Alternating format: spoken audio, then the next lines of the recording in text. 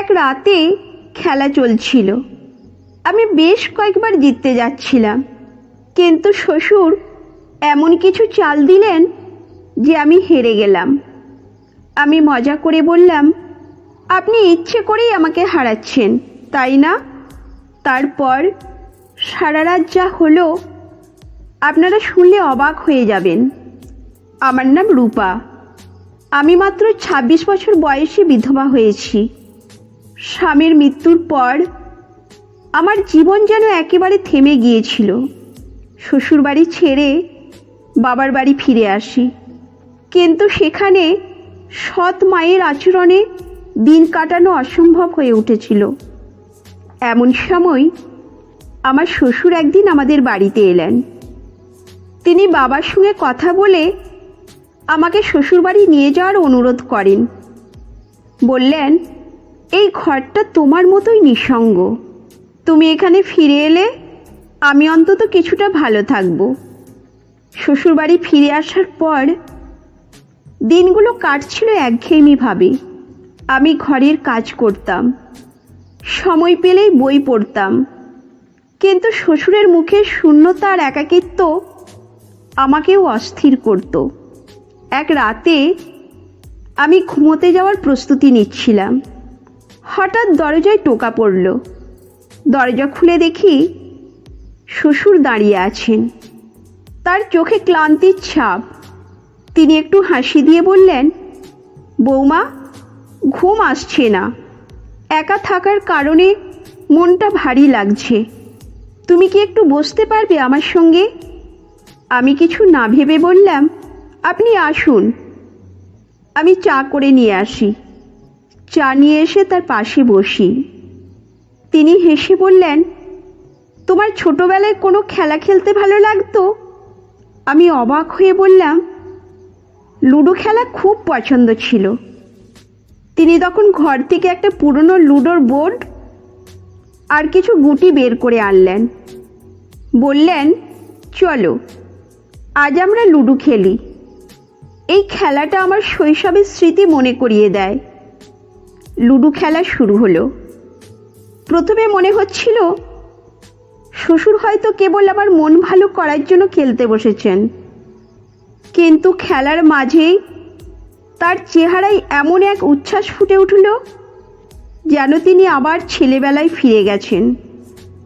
তিনি প্রতিটি চাল চালার সময় বিভিন্ন কৌশল বুঝিয়ে দিতেন। বলতেন, জীবনের প্রতিটি পথ এই খেলার মতো, কখনো এগোতে হবে, কখনো পিছিয়ে যেতে হবে, কিন্তু লক্ষ্য ঠিক থাকলে তুমি জয়ী হবে। আমি তার কথা শুনে অবাক হতাম। প্রথম রাতে আমি খেলা হারলাম আর শ্বশুর জিতে গেলেন। তিনি মজা করে বললেন, জেতা হারা বড় কথা নয়, মজা হলো মূল ব্যাপার। এরপর থেকে প্রতি রাতে আমাদের লুডো খেলা চলতে লাগলো। খেলার সময় তিনি আমাকে নানা গল্প শোনাতেন। তার শৈশবের স্মৃতি, তার জীবনের অভিজ্ঞতা সবই শেয়ার করতেন। খেলার সময় তিনি প্রায় বলতেন, বৌমা, এই খেলা আমাকে অনেক শিখিয়েছে। সবসময় তাড়াহুড়ো করলে পিছিয়ে পড়তে হয়, ধৈর্য ধরে সুযোগের জন্য অপেক্ষা করতে হয়। ধীরে ধীরে আমি বুঝতে পারলাম, লুডো খেলার মাধ্যমে আমাদের সম্পর্ক আরও মজবুত হয়ে উঠেছে। শ্বশুর আমাকে নিজের মেয়ে বলেই মনে করতেন। তার একাকিত্বের অবসান ঘটতে লাগলো, আর আমি ওই খেলাগুলোতে আনন্দ পেতে শুরু করলাম। এক রাতে খেলা চলছিল। আমি বেশ কয়েকবার জিততে যাচ্ছিলাম, কিন্তু শ্বশুর এমন কিছু চাল দিলেন যে আমি হেরে গেলাম। আমি মজা করে বললাম, আপনি ইচ্ছে করেই আমাকে হারাচ্ছেন, তাই না? তিনি হেসে বললেন, জীবনে জেতার থেকে মজা করার মূল্য বেশি। আমি চাই তুমি খেলাটা উপভোগ করো। জিতবে কি হারবে তা নিয়ে ভাবো না। সেই রাতে তিনি আমাকে একটা কথা বললেন, যা আমার মনে গভীর প্রভাব ফেলেছিল। তিনি বললেন, বৌমা, জীবনের লুডো খেলায় কখনো সাপের মুখে পড়বে, আবার কখনো সিঁড়ি দিয়ে উঠে যাবে, কিন্তু সবসময় মনে রেখো, পথটা দীর্ঘ হলেও তোমার গুটিটা ঠিক গন্তব্যে পৌঁছাবে। লুডো খেলা আমাদের দুজনের একাকিত্ব দূর করেছিল। শ্বশুর বৌমার সম্পর্ক যে শুধু দায়িত্বের মধ্যে সীমাবদ্ধ, এই ধারণা ভেঙে গিয়েছিল। আমরা দুজন বন্ধু হয়ে উঠেছিলাম। এই গল্পটি আমাদের শেখায় যে সম্পর্কের গভীরতা এবং পারস্পরিক বোঝাপড়া কেবল দায়িত্বের মধ্যে সীমাবদ্ধ নয়। সময়, মনোযোগ এবং আন্তরিকতাই একটি সম্পর্ককে দৃঢ় করতে পারে। জীবন অনেকটা লুডো খেলার মতো।